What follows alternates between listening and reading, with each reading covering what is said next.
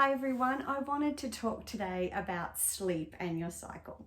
We all know the importance of a good night's sleep and how much it makes a big difference to all of our different daily aspects. When we have a good night's sleep, we wake up feeling more energy, more refreshed, we're sharper, it's really important to have a good night's sleep. And we know that there's lots of different aspects to a good night's sleep.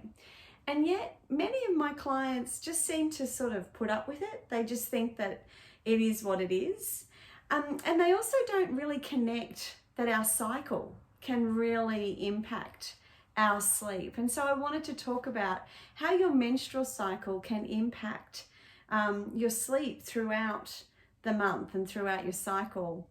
You see, our body responds better and needs more sleep at different times of our cycle. So as our estrogen increases in the body, so after we've had our period and we are back in the follicular phase of our cycle, which is what we call Daphne, and we've got that energy and focus and we're ready to go and that sort of thing. And as we're moving through that phase and then right around ovulation, where which I call Demeter, so that phase of that full phase of power and energy and impact.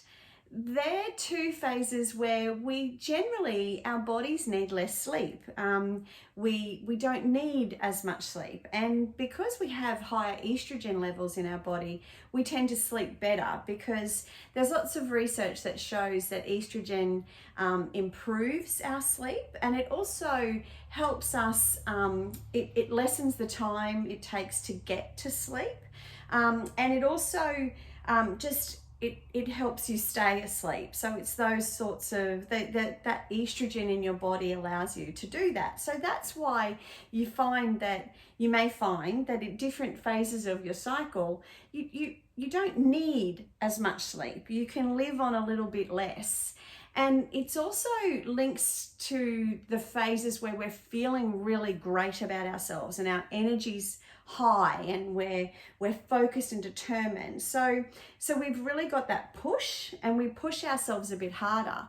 And so when you push yourself harder, sometimes you can end up your day feeling quite exhausted and tired, and you're knackered. So you're really ready for a good night's sleep as well. So that can work in your benefit as well. But a word of warning, just be aware that in this phase, so your Daphne, late Daphne and Demeter, so around day, I'd say day 7, 8, right through to day 14, 15, 16, you're starting to push yourself harder. You're starting to really go hard. And, you can sometimes push a bit too hard and leaving yourself in overwhelm because you want to do so much and you've got so much to do. So you do need to be aware, because it's a double-edged sword, and it can, leave you a little bit, oh my goodness, I've got so much to do and I want to do so much and I can't sleep. So you've just got to be aware. But around this phase of late Daphne and Demeter is the time that your body wants, and it doesn't need as much sleep, but you get good sleep. And then as you move through to the luteal phase, so Persephone, and then around menstruation, or I call Hecate, we tend to find that we have more disruptive sleep. So the decrease of estrogen and progesterone in our body is one sort of aspect of it. It's, estrogen also increases the amount of REM sleep that you have. So when you don't have that, you don't get that good REM sleep. So that can be disruptive as well. But it's also, your body's changing. So just before you get your period, you might experience bloating, cramping, and other discomfort, tenderness, things like that. And that can make you feel uncomfortable when you sleep.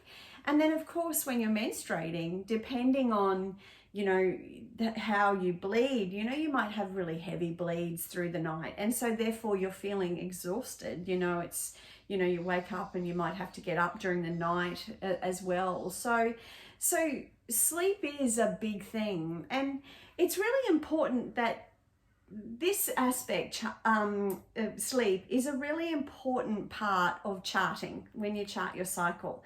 So it's something that you really should think about when you're charting. And so I would suggest that you pull out your chart and you have it beside your bed, and sleep is something that you consider, and you can wake up in the morning and just have a minute to reflect on how your sleep was and maybe what could have impacted it, and make a note in your chart, because what you'll see is you'll start to see a pattern after a couple of months. And those patterns can help you identify, maybe I need to use some essential oils in a diffuser at night, something like the Hakati blend in the diffuser before you go to bed at night, just to help you relax and calm and allow for a better night's sleep. And maybe around that ovulation time, I need to make sure that I'm still resting my body, or I'm getting a massage because my muscles are sore, or I'm soaking in a bath with some Epsom salts and magnesium to really help with that muscles, because I'm really pushing my body so much. Or it could be nutritionally. You might be looking at things thinking, okay, I need to increase here and decrease this. This is where the power of charting your cycle comes in. This is where understanding how your body is changing through the month, and then making the changes to actually, support yourself. And that's the power of charting. So I really encourage you to grab your chart and start looking at, really simple things like sleep is one, and energy levels is another. So if you just want to start out, they're the way to go. But have a really good think about how sleep is impacting your cycle and the way it changes throughout the month.